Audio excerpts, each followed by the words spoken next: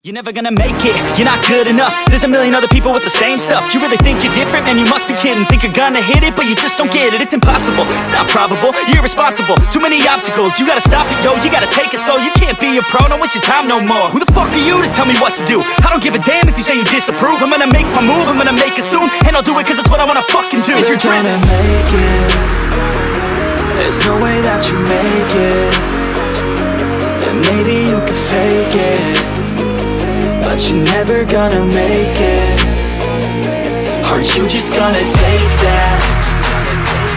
Make them take it all back. Don't tell me you believe that. Are you just gonna take that? Or will you fucking fight back?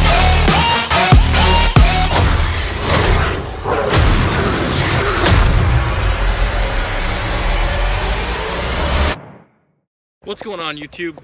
We have to talk about The Flash Season 8 episode 14, guys. Funeral for a Friend, which is, as you know, spoiler alert from last episode, Killer Frost is dead, guys. And this entire episode deals with the fallout of Killer Frost and how everyone feels bad that she's dead. We even see her boyfriend, good old Mike, or Mark, what's his face? I always forget his name. Chillblaine, yeah. So Chillblaine, so he's kind of dealing with it his own way, getting drunk, doing his thing. Everyone's kind of dealing with it. And then they come to the conclusion that they need to deal with their grief by honoring Frost in their own ways. So that's kind of where we get in the conclusion of this episode. So this episode, you have to think of this episode as a fan of the show, not as like is it action-packed as superhero television. As someone who likes these characters and follows the story, you got to look at this episode as like, look, this is progression. A character dies that everyone loved and cared for, and this is very sad news. So they're all dealing with this. So this episode very much, it's not filler. It was a contained dealing with the fallout. We got to see both Cecile and Allegra out in the field trying to manage their powers. I'm glad they handled it very well, that they're struggling. Everyone's struggling with their grief, so they can't go out in the field together. And the family reunites, as Joe says later in the episode. And so basically, this was a very good episode. I'll say the Flash episode 14 gets a 9.3 out of 10 for me, guys. It was a very solid episode. I really liked it. There's nothing I really didn't like. The only thing I would say that it was mediocre on was any of the scenes between Allegra and Chester are just kind of mediocre, but they didn't bore me. I wasn't annoyed. I just was like, they're there.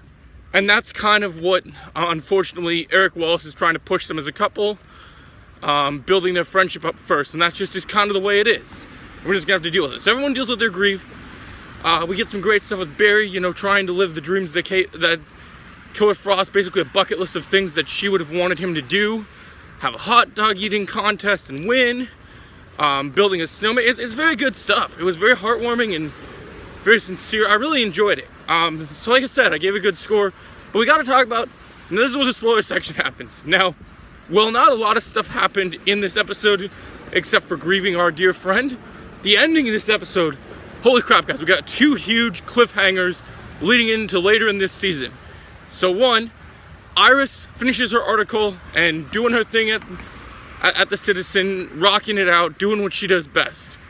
And basically, then when her editor comes in, or one of the people that work for her, she comes back to grab her phone, and Iris is gone, assuming that the still forces have basically her powers have manifested further and have taken her, which is crazy, man. It's crazy. And now, that's not even the tip of the iceberg, guys. Then the last cliffhanger, you see both Chillblaine and Caitlin working together, and because you find out after the funeral that Caitlin takes the items from the situation and goes, she takes the DNA and goes, I need your help. We need to go bring back Frost. So the cliffhanger is, you're gonna see two big storylines. We gotta see what's going on with Iris, which will probably be next week's episode, and we gotta see what's going on with Caitlin trying to revive her sister, Killer Frost. Let me know what you guys thought about this video in the comments below. and I'll see you in the next video. Have a great day. Fucking fight back.